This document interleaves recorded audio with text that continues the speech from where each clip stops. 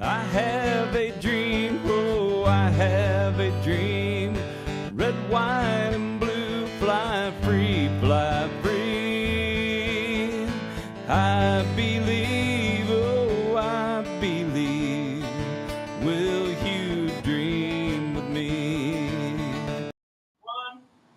Good morning, everyone out there. Welcome to Changing Times. It is Wednesday, January the 3rd, 2024, our first show of this new year, 2024. And so we hope everyone out there had a great Christmas. I know we did. We had a great Merry Christmas and just a great New Year. I mean, just a great celebration just to be, again, with our family and loved ones, the people that we hold so close. And so we hope you did too.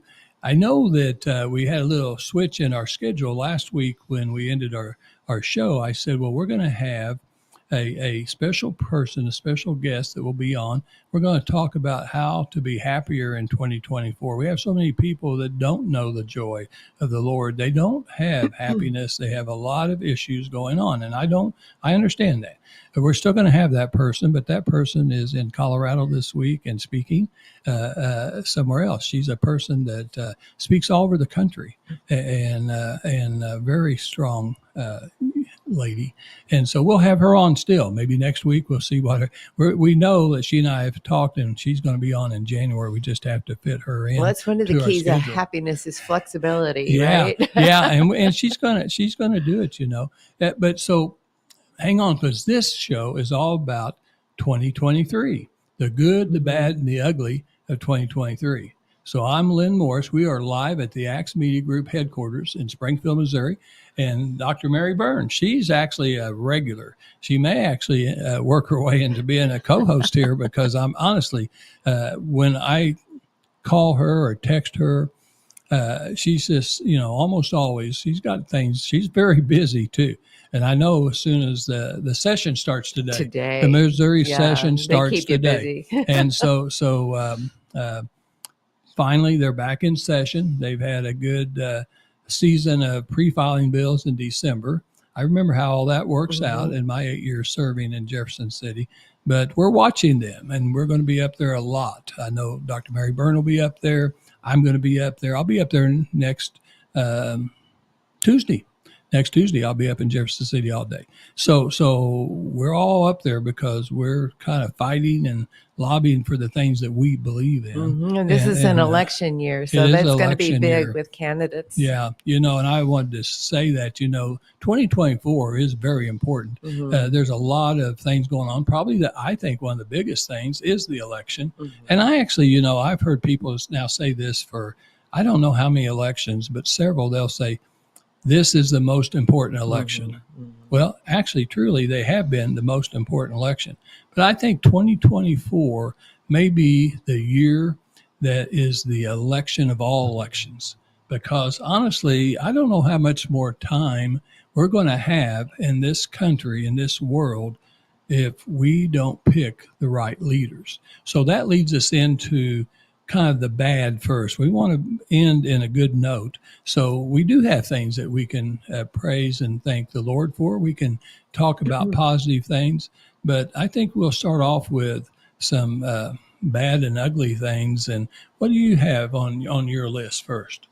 Well, first and foremost, and it has to do with the whole reason we need to be very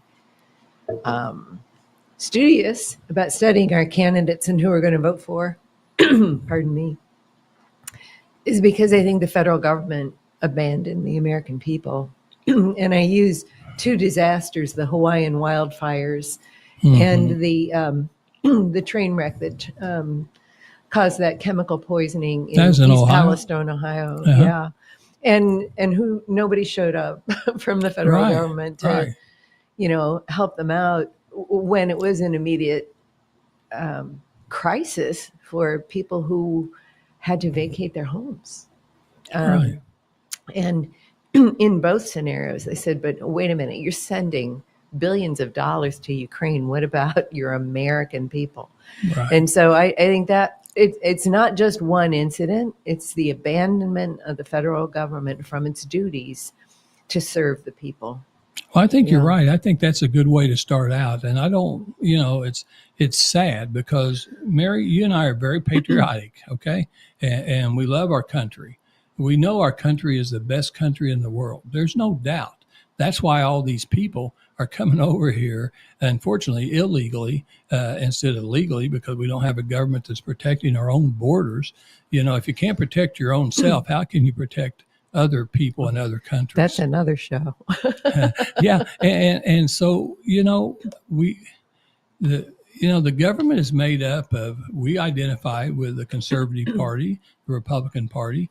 I have a lot of friends that are Democrats, and I have a lot of friends that are good people, but we're not always going to agree on every issue. So especially the major issues, some of the major issues, we're not going to agree. But we could agree on enough other issues that we could actually still make our country better. But we don't seem to even do that. So we've got a mix of Republicans and Democrats in Washington, D.C. And like you said, Mary, they have forsaken the people. They don't seem to work for the people. Every person that I can trace now and study that went to Congress, if they weren't a millionaire before, they're surely a millionaire when they get out. Yes. And their salary is not that great. No, and it's not that expensive great. to live in Washington. I mean, if it's supposed to be some kind of stipend for living there, then that's all they get. But it's the perks. Yeah. Yeah. And maybe inside trading information on stocks. No question. I mean, just all those things. Because I made 5 or 6 times what these guys made running my business for 43 years. And these guys turn out to be millionaires quickly and own several homes and beachfront properties. And my gosh, something is wrong. And when they can't agree, they just don't do anything. We've had so much gridlock and stuff like that. But one of the things I was going to talk about, and we'll just kind of go back and forth and kind of bring other ideas as we talk. So one of the things I'm concerned about, and I'll let you talk about the border, but let's talk about our debt. Let's talk about our debt. Just 2 days ago, our debt went to $34 trillion. $34 trillion, the highest debt that this country has ever had. And this is not sustainable. I don't know what number is the number that's going to just tip us over to where we are in definite bankruptcy and we can't pay our bills and we can't sustain our government and we can't serve the people because they're not serving us very well now. And I'm picking on both parties, so don't think I'm just I'm not going to be discriminating here. I blame both parties for not working together and figuring out the solutions to our problems. But we can't do it. So right now, 2 days ago, at 34 trillion, it was $101,000 for every American living. It would take that much money to get us out of debt. Well, it goes up about $100,000 every 2 seconds. This is unbelievable. With the interest rates high this last year, it even costs more to retire our debt. So we're just actually piling up faster. Back in 2020, when I was studying this debt issue last night, they were predicting that if nothing changed and they didn't make better choices in running the government, in 2029, it would be 34 trillion. So they had already projected in 2020 that in 9 years, it would be at 34 trillion. Guess what? 5 years earlier, it's that way. That shows you that we're really kind of in a bad situation. It's accelerating, yeah. And don't forget, it was under Nixon that they unhinged from the gold standard. So it's not a Democrat or Republican thing. This is President Trump spent a lot of money too, didn't he? Think about it.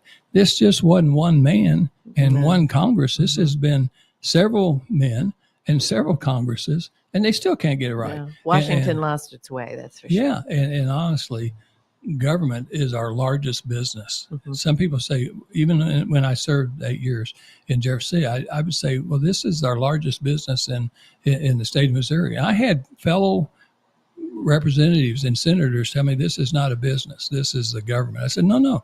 This government is a business.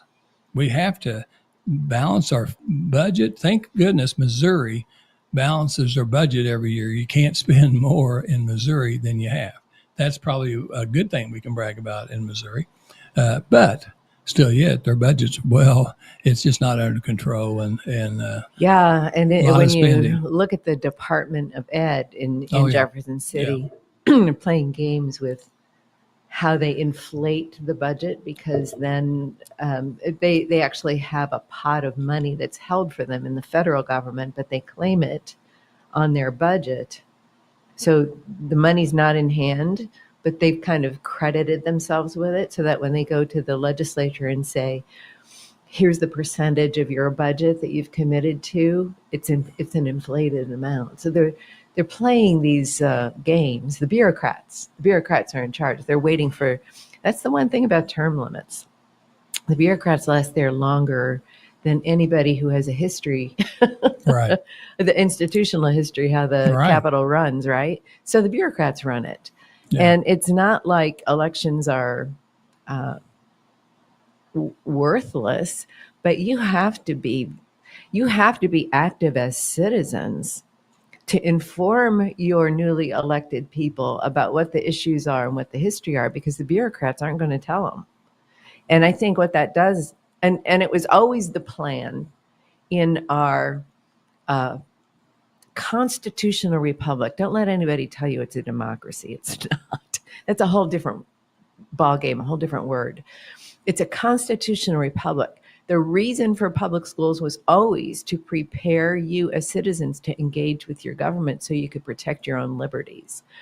When we changed to workforce development, we really made that probably, I would say, it came off the list of priorities for education. And so our people no longer know how to engage with their legislators. You have to be self-taught these days, unless you go into the study of government as a student. And that's not the point. The point was your K-12 curriculum was supposed to prepare you for that, so that regardless of what career you chose, you knew how to be a defender of your own liberty. And that's something I think, I don't think any of this is hopeless, but the reason we're in such a bad condition is because the regular people haven't made a priority in their own private lives to take up their protection of their own liberties.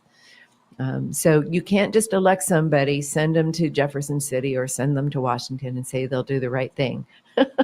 Right. That's laughable. Well, you know, you're exactly right. What you said is you're not going to give up. No. Dr. Mary Byrne's not going to give up. Lynn Morris is not going to give up. There's a lot of good people, a lot of good citizens, patriots out there that That's right. are not going to give up. And even when they say it's too late, we're still not going to give up. There's things that are going to happen in our country that's not going to be good. And then I think a lot of us Christians, all Christians that understand the Bible, knows that we'll go through some hard times, and then we're going to have a great And God time. wins. And God wins. You want to God be on wins. his side. Yeah.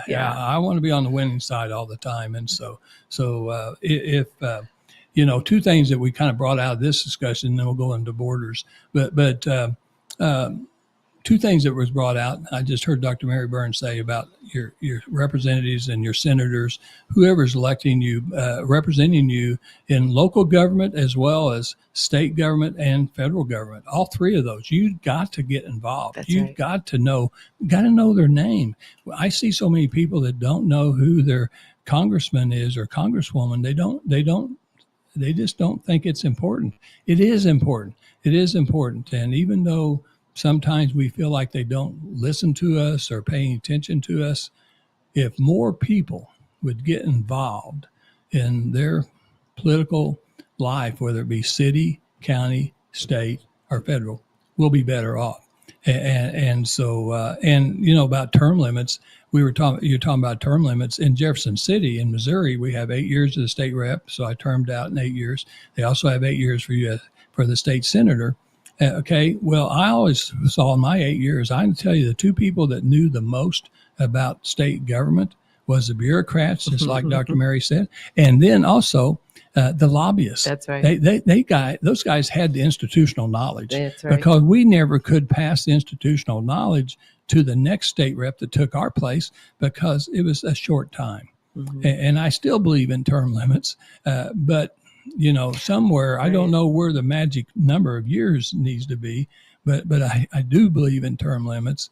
I think we need new representation from time to time. So I don't know, but let's talk about borders. Borders is a problem, right? Borders is a problem. So, and it's been going on for quite some time. It has. I mean, clearly that was one of the priorities of the Trump administration. So the open border policy was in the Obama administration. And yeah, it is orchestrated, and it is well financed. These people have a system of support along the way as they come into our country without having gone through the application process. Okay, so this is not about people who immigrate to this country legally and go through the process and are vetted, for any criminal background or anything like this. Is people, but whose very presence in this country is already a transgression of our laws. Mm-hmm. Okay, so Sure. Take it from there.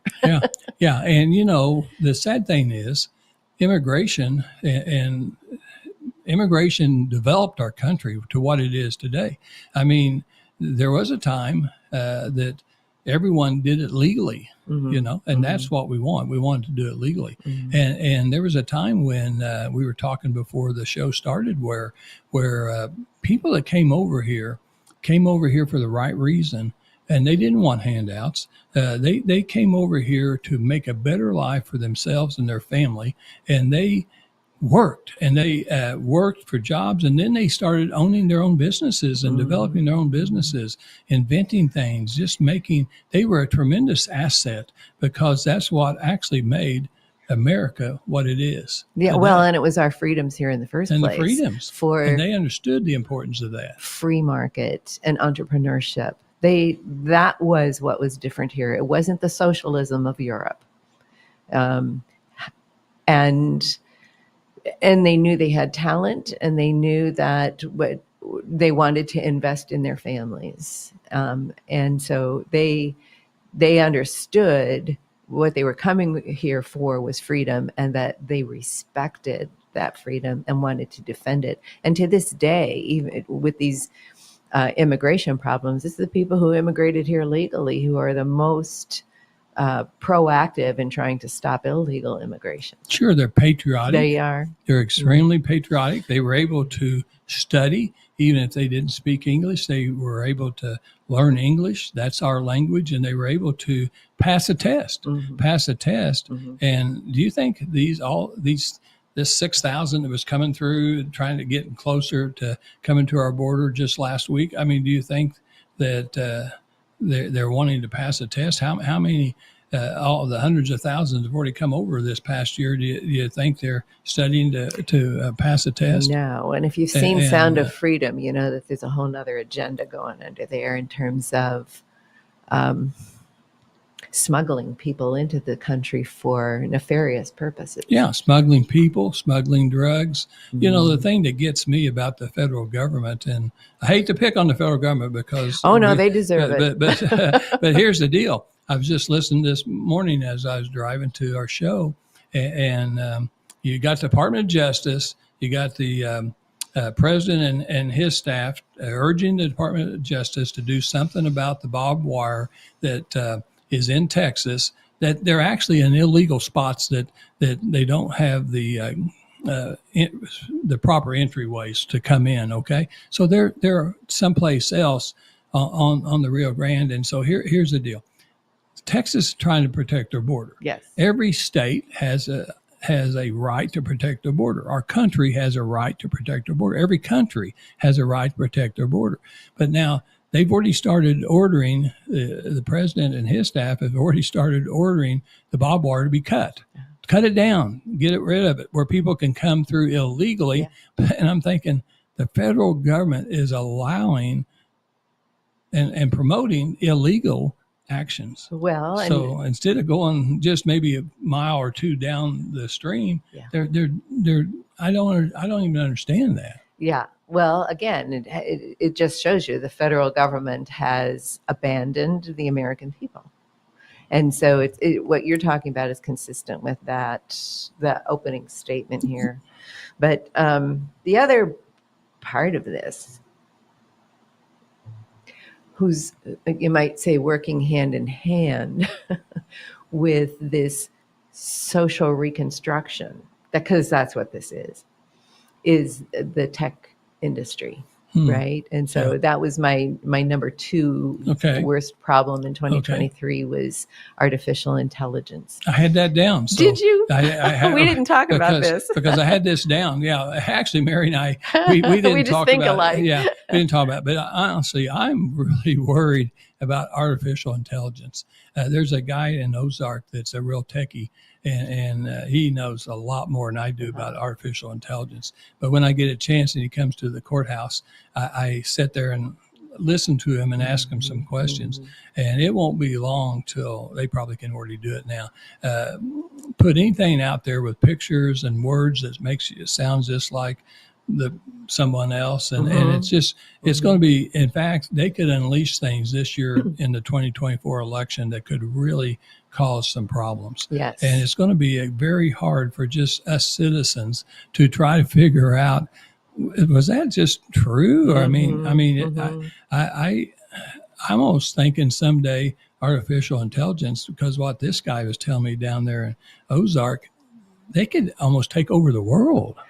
Yes, and that's the danger. If anybody remembers the movie 2001: Space Odyssey, do you remember that movie? And how it ends with the computer having a conversation with Hal, and Hal finally figures out that humanity is going to be destroyed if he doesn't destroy this computer.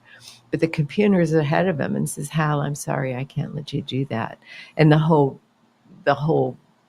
premise then is the computer has to destroy Hal. Yeah. So, okay. So I think that there's kind of a fear element in this that might be unwarranted. Right now, they talk about the computer training more of its own ideas, in which case it will devolve. And because it's going to create its own errors. Okay, so the whole point is this is being done by a small handful of people who believe that humans are so full of error and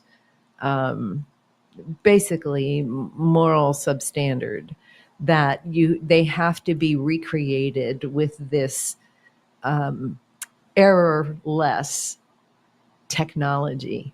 But right there is your false assumption, because technology is not errorless. Right. So what has happened is, while technology can be very helpful and actually supportive of human life, you have these people who say, no, humans are so flawed that they have to be merged with this technology. In other words, they're recreating humanity. And that stuff goes back to basically the late 1800s. This idea, George Bernard Shaw, who he was actually Irish, but his writing was very famous in London, England. And he wrote a play called Superman. And he was talking about this way back in the early 1900s. So this is not a new idea. No. It is the same small cadre of elites internationally who have latched onto this idea and said, if we're the ones in control of this controlling technology, then we're the rulers of the world. That's absolutely what's going on. Yeah. I actually believe it. Would be okay with, two things. Congress is still failing us because this AI is rapidly advancing, okay? And the movement is rapidly going. At the same time, Congress says they're going to develop regulations and laws as we go and as they get further along. No, they should have already had regulations and things like this before we the ever release, let it release. My gosh, because it can get out of control. It could be like a forest fire. Well, this that gets goes out back of to your control. lobbyist Yeah. idea. Well, if Congress is controlled by the lobbyists of the tech industry, they're going to Yeah. be Yeah. ineffective. What I Okay. see our AI could do, because I asked my friend down in Ozark, what I see AI could do is, okay, we take a subject, cancer. Okay, cancer affects a lot of people and kills a lot of our family and friends. Tell that AI we got to develop cures for cancer. Okay, there's and then they could be a partner with our scientists, and we could just pick a topic or two, or have different machines picking different things and actually advancing our life, Right. and working with us, not to be superior to us, but to be a partner with us. That's okay, right, a tool. a tool. But I don't know. See, again, Congress can't. I don't know why an old guy, can figure some of this stuff out. It has to do, I think, with your moral compass. When you have a biblical worldview and you know that you're beholding to the real creator, I think that's what's so unsettling about these people, is they think they know better than God. Yeah, and they don't. And they don't. Yeah, and so they create a Frankenstein, Well, so anyway, you're right. That's Okay. exactly the big issue. Do you have another one that you? No, I think two bad things is enough. Let's Okay. go to the best. Okay, well, let's do one more. Because I what would want to that do be? it at the break. I'm going to do it at the break, and we're almost ready to do a break. So inflation. Oh, I want to okay. talk about inflation because, Yeah, I was thinking food prices, but they're related. yeah, here's the deal, folks. Inflation is down a little bit. Okay, it's down a little bit, but it's not where it needs to be. So someone was bragging the other day, the price of eggs is down to $2 a dozen again, instead of where it used to be It was $5 up and there. $6 a dozen. Okay, that affects every American in this country. Okay, and all the other prices have gone up, and now they're talking about today. As I got ready to come here and go to work at the courthouse, I heard that they're really worried about all the conflicts in this world, the wars and different things going on. The oil prices are going to soar. Oil prices don't need to soar. Gasoline prices don't need to soar in this country, because we have all the oil, all the natural gas, everything we ever need. And if we just use our own reserves and the things that God has put on our earth, on the United States property, we would never be dependent on someone else's war and things going on. So think about it. It's not our fault. It's the leadership's fault. I don't care who they are. It's all of them, because they're allowing us to buy oil from our enemies, and that is a terrible thing. Basically, Okay, well, let's do a break, and then I want to start talking about the good things. we're going to talk about good things now. Okay, so we got two great sponsors to start off the year. Brad Pistow is a good friend of mine, became a friend. I didn't even know him. He's a certified fiduciary financial planner located right in Ozark, Missouri, Trinity Insurance Financial Services. I tell you what, this guy knows retirement and investments, and he has plans where you'll never run out of money. You're going to run out of life before you run out of money. I guarantee you, at my age, I will run out of my life before I run out of money. Okay? We have a lot of friends. Dawn Blackard, she uses Trinity Insurance Financial Services. A lot of people use him. He's licensed in Missouri and Arkansas. He has contacts in all 50 states. He's a guy that's all around the country speaking. He writes articles in the business section of USA Today on retirement planning. He's one of the most respected retirement planners right here in Missouri and around the country. And so I highly recommend them. It's 2 books, Safe Money Matters, Bulletproof. You can call 417-581-9222, 417-581-9222, and they'll send you one of his books. They'll send you free information. And when you go to see him, he doesn't charge. You can talk to him and find out how he can help you. And I've never worried. I still deal with a little bit of stocks. Used to deal with a lot of stocks, and I don't worry. I don't worry about whether today the stock market was trending down. I don't worry about the stock market because I'm always making money and my money is safe.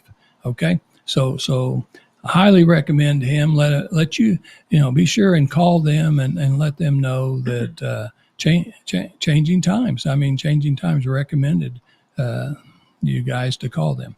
The second one is another good friend of mine. I've known John Whittaker for a long time. I bought my last 2 cars, Grand Cherokee Chiefs, the top of the line car I bought, and both of them one had 8,400 miles, one had 4,200 miles. That's how I buy cars. Top of the line used cars. Yeah, I buy the lowest mileage I can get, but not brand new because I save a lot of money. I have friends like John Whittaker that can find me those cars, and I'll be buying another car from John Whittaker. But he now has bought out John Youngblood, was our sponsor, and he now has Springfield Kia and Springfield Nissan, Springfield Kia.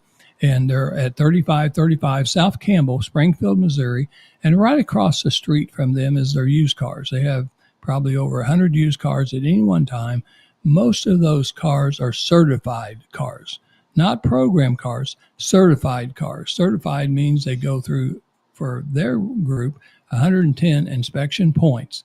So when you drive down the road, there's not going to be anything that happens to that car for quite some time. And if you can afford, a used car is going to be cheaper than a new car. Mm-hmm. These certified cars are a little bit more expensive, but they have a much better chance of a great life going down the road before you ever have any kind of expense that you would pay for them.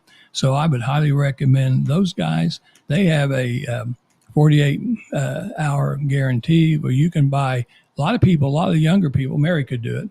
I'm old fashioned. I'll go mess with the salesman and spend some time inside and look at my car. But a lot of people buy cars online. They actually pick the car online, the color, everything, and then they'll deliver to your driveway. You'll have 48 hours. You can put the wife, the kids, the dog. You can go to the grocery store. You can go wherever you want to go. And if you don't love that car, they'll exchange cars. So there's nobody else that does that. They've been in business 44 plus years, the oldest car dealership in Southwest Missouri.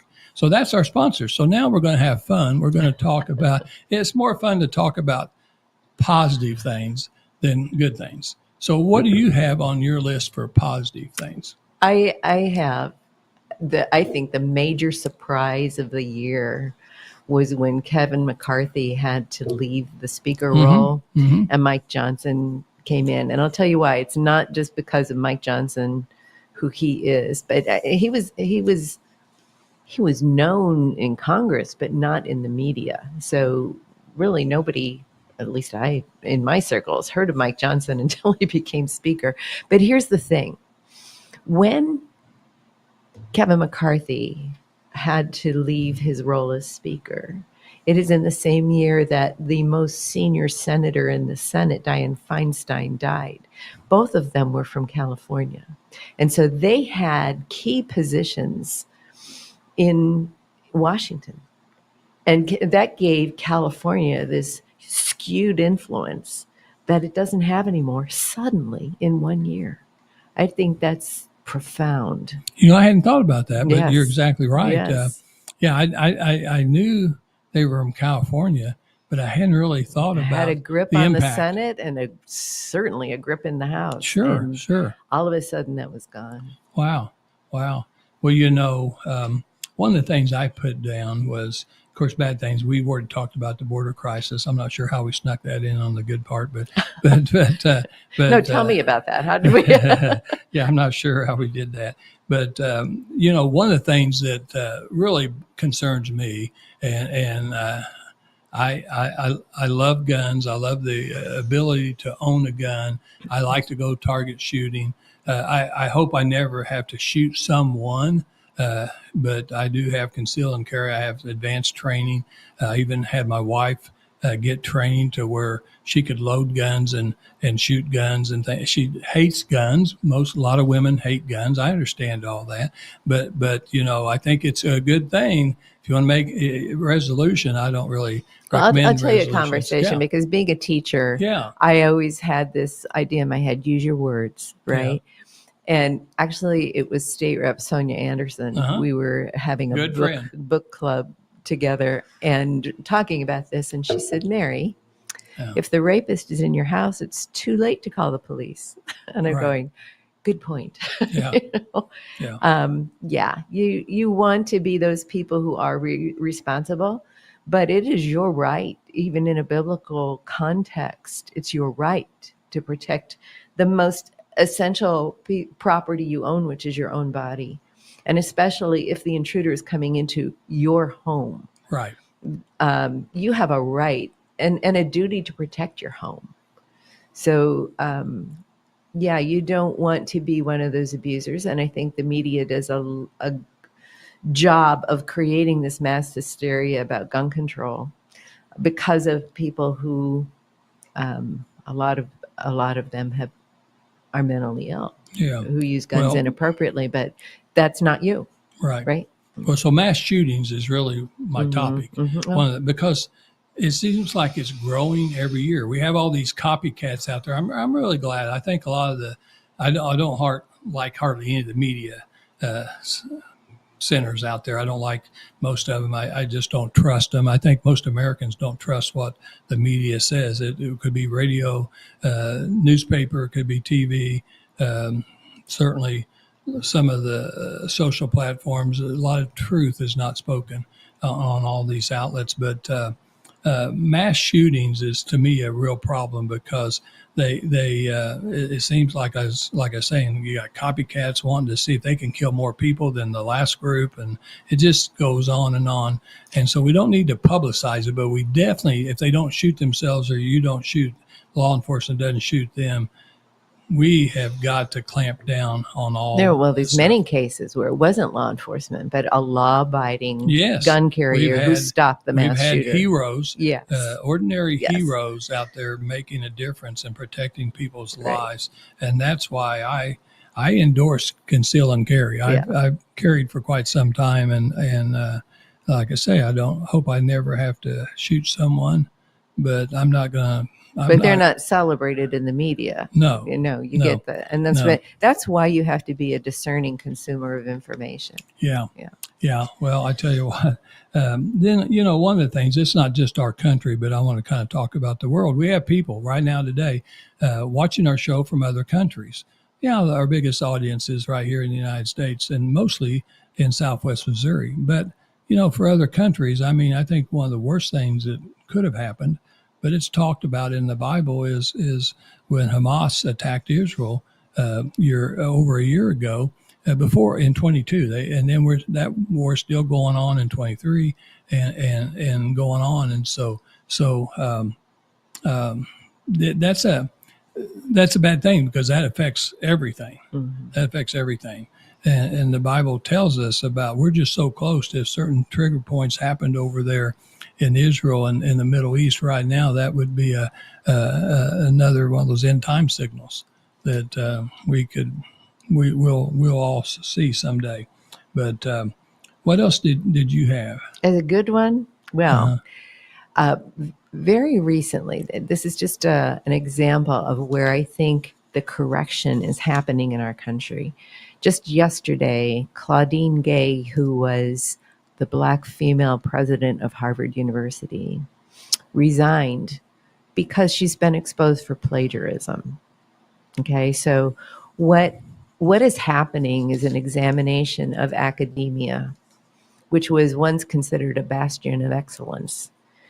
It has become co-opted, in other words, taken over by social reconstructionists who want to use our institutions of learning as their vehicle for basically introducing Marxism into the whole society. And they know if they have the intellectual leaders that becomes the teachers of our children. And so universities were targeted. What this means, though, is that as bright as someone who becomes Harvard is, she was selected for this social reconstruction agenda called critical race theory.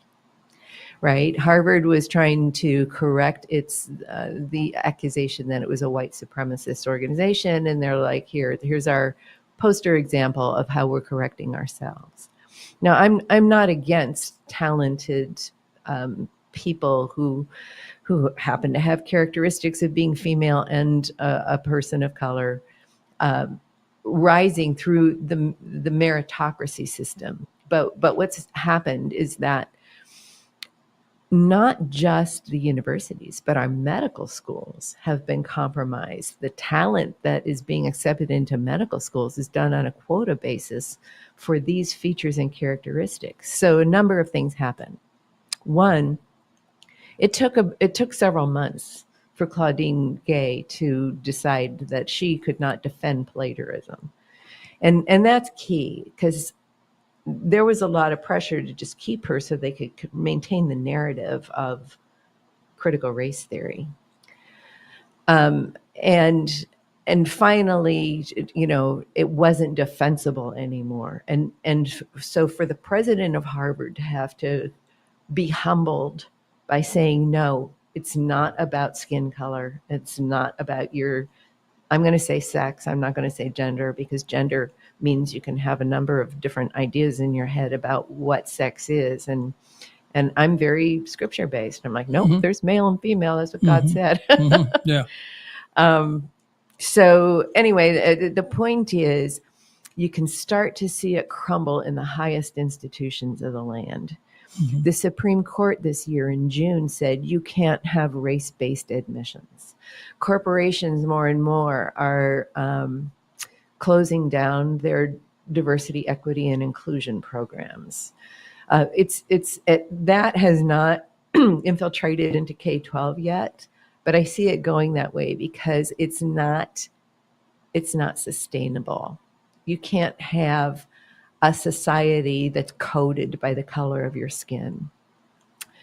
Again, that was a Marxist idea. That's something that, believe it or not, came into this country from England.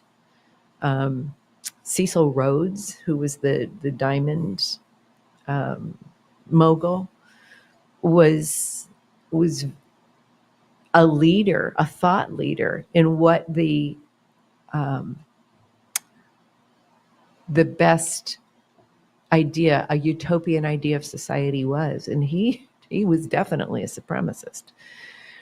But he's the one with all of those elitists here in America who were hobnobbing with people like Cecil Rhodes, who brought those ideas over here. It's not the general American public. No. But they were the ones who controlled these institutions of thought, like universities, and they were the ones who were feeding this information into the media and into the schools. And there's been, and I was one of them, there's been this grassroots resistance to saying that's not true. What you're trying to say about us, pinning all of us with this hateful value system, is not true. But you're trying to reconstruct society based on a lie. There are things that are true that are not positive about our history, about our culture, and some things. But the ideals we have about all men being created equal, and by the way, I always refer people to Genesis chapter 5 because it's reinforced in there when the word man means human, male and female. That's specific in the scriptures. I've been asked that question, do you have a problem with all men are created equal? I said, no, read Genesis 5. Right. Hey, how much time do we have, Matt? You're out of time, actually. Oh, we're out of Yeah, I time. meant to come in here a couple minutes ago. Oh, okay. Well, I tell you what, we didn't get all the things. I was just say one thing for the women out there that's watching. I know we have a lot of women watching our show today. One of the things that happened in 2023 that I think is a positive thing is the gap between gender pay has decreased to the lowest level in the history of our country.